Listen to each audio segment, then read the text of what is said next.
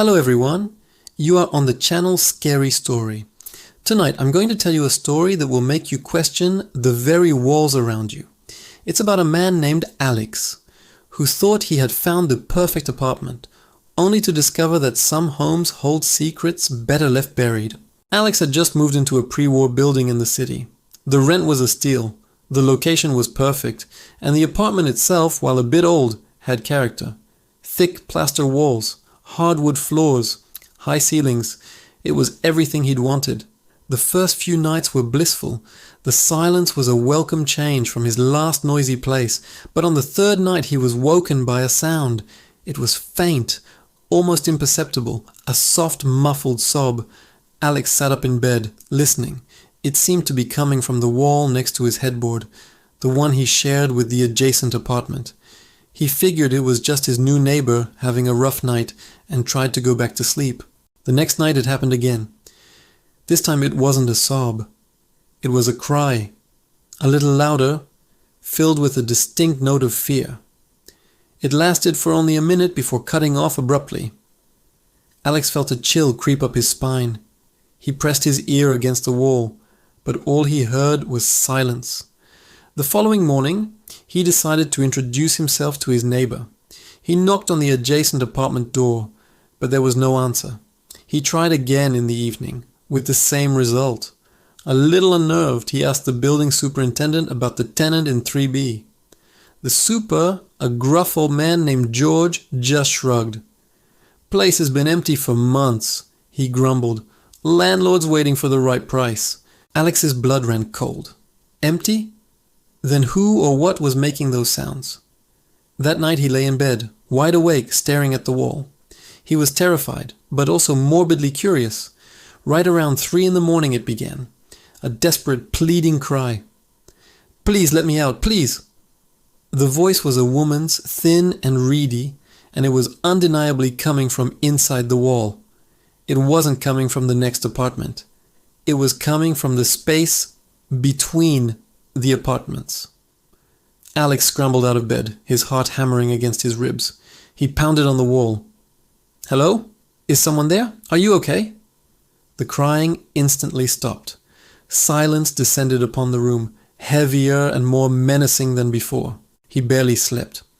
The next day, fueled by a mixture of fear and a desperate need for answers, Alex went to the city archives. He spent hours poring over old building records and newspaper clippings. And then he found it, an article from 50 years ago. A woman named Eleanor Vance, a resident of his very apartment, had vanished without a trace. Her husband claimed she had run off with another man, but her family always suspected foul play. No body was ever found. The case went cold. The article included a picture of Eleanor. She had kind eyes and a gentle smile. As he stared at the grainy photograph, a new sound echoed in his memory, the muffled sobs from the first night. That night, Alex knew he couldn't just lie there and listen. The sound started again, this time more frantic. It was a scream now, a raw, throat-tearing shriek of pure terror that seemed to vibrate through the very plaster. "He's coming! He won't let me leave! Help me!" Alex, trembling, grabbed a hammer from his toolbox. He didn't know what he was doing, only that he had to do something. He began to tap on the wall, following the sound. He found a spot where the plaster seemed to give a little, where the tapping sounded hollow. The screaming intensified, as if encouraging him. With a surge of adrenaline, he swung the hammer. A chunk of plaster broke away, revealing the dark lathe underneath. He swung again and again, tearing a hole in the wall. A musty, rotten smell billowed out, so foul it made him gag. The screaming stopped. Peering into the dark, narrow space with his phone's flashlight, his beam fell upon something. At first it was just a shape, a bundle of discolored fabric. Then his light caught the glint of bone. A human skeleton, curled in a fetal position, was entombed within the wall. Wrapped around its skeletal fingers was a small, silver locket. Alex stumbled back, dropping the hammer with a clang. He called the police. When they arrived, they carefully extracted the remains. Inside the locket was a faded photograph of Eleanor Vance, the same woman from the newspaper.